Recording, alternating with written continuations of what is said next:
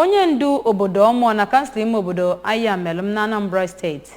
bụ Igwe Chidume etinyego ọnụ ya n'ọkpụkpọ oku a na-akpọ ka agba mbọ na ịkwalite ọnọdụ ala Naịjirịa site na mba na-eri ihe ndị ọzọ mepụtara wee bụrụzie ndị na-emepụta ihe nke ha.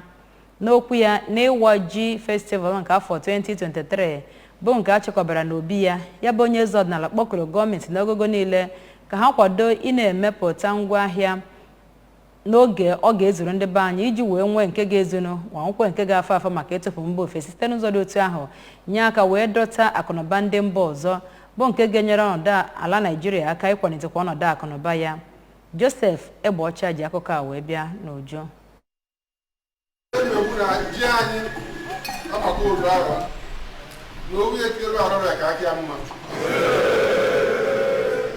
Ka ọ na-akọwa na ala Naịjirịa bụ ndị dabere n'ibubata ihe a na-eri site na mba ofesi, ka Igwe Chidume ndọrọ gbaa ndị mmadụ ume ka ha ghara ikwe ka ọnọdụ akụnụba nke ala Naịjirịa nọ n'oge ugbu a mee ka mmụọ ha daa n'ala, ma gbakwazi ha ume ka ha na-achị azụ n'ịkọ ọrụ ugbo iji hụ na ha na-akọpụta ihe ha na-eri ma ndị ha ga na-ere ere.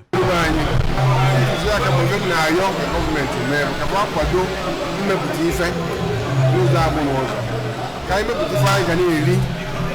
ife anyị mepụtara. Mgbe anyị na-eme nke a,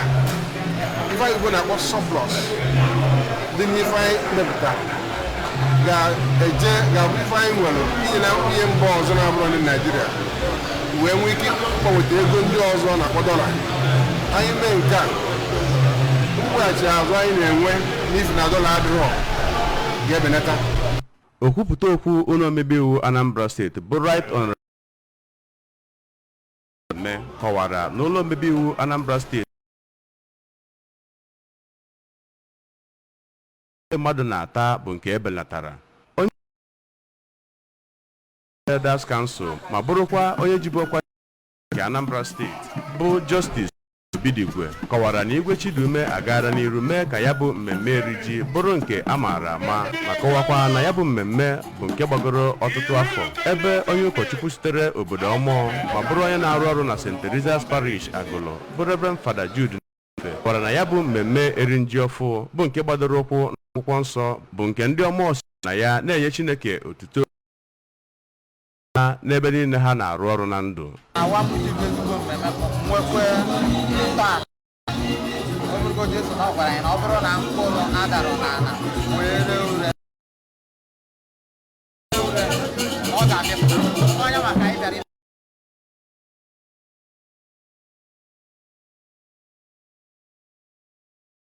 Anambra State Council of Traditional Rulers ma bụrụkwa eze ọdịnala obodo Ọnịcha bụ Igwe Nnaemeka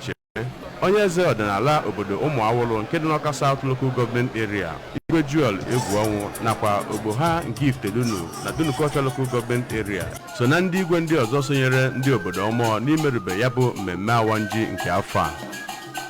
Site n'ọmụọ nke dị n'okpuru ọchịchị Ayamelụm abụ BS.